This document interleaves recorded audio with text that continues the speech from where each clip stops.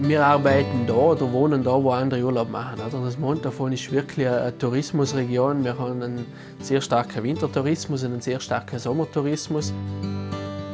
Ich bin der Thomas, bin Landwirt und bewirtschafte am Bergbauernhof im Montafon auf ca. 1100 Meter Seehöhe. Die Arbeit, die wir als Landwirte da leisten im Berggebiet, ist zum einen Teil einmal sehr viel Landschaftspflege. Aber die Hauptaufgabe eigentlich für uns ist und sollte sein die Lebensmittelproduktion. Und so haben wir eigentlich vor ein paar Jahren angefangen, wirklich die Milch selber zu veredeln. Wir produzieren da pasteurisierte Milch, Joghurt, verschiedene Käsesorten und unter anderem auch der Montafoner Sauerkäse, das eigentlich unser Hauptprodukt ist und mit dem wir eigentlich auch gestartet haben am Betrieb. Also wir sind jetzt seit kurzem meine Frau und ich. Und unsere kleine Tochter, die 1,5 Jahre alt ist. Wir bewirtschaften den Betrieb eigentlich gemeinsam. Ich hauptsächlich in der Landwirtschaft, in der Käserei, Produktion bin eigentlich ich hauptverantwortlich. Und was den Vermarktung anbelangt, Ausliefern, die ganzen Sachen, ist dann eigentlich meine Frau Theresa zuständig für das.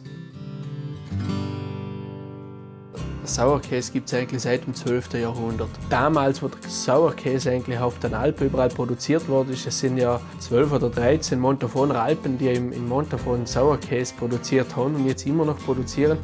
Und die haben den Käse zeitlang gar nicht mehr gut weggebracht.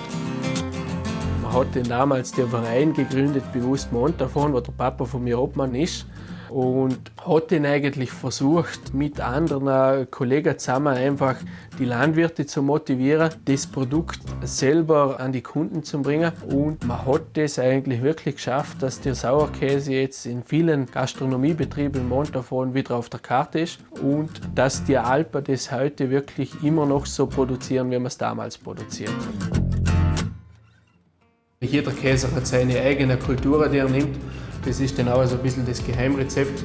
Was das genau für Kulturen sind, verrät er niemand. Ich auch nicht.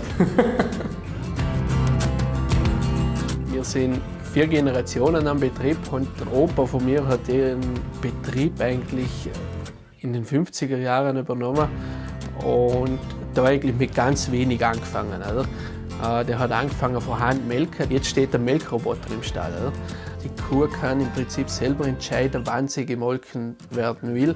Also ich finde es extrem wichtig, dass man Traditionen beibehält. Also wenn wir Tradition und Innovation eigentlich zusammenfassen, das kann auch ein kleiner Familienbetrieb gut aufgestellt sein, modern sein, doch traditionell aber auch ein bisschen wirtschaften.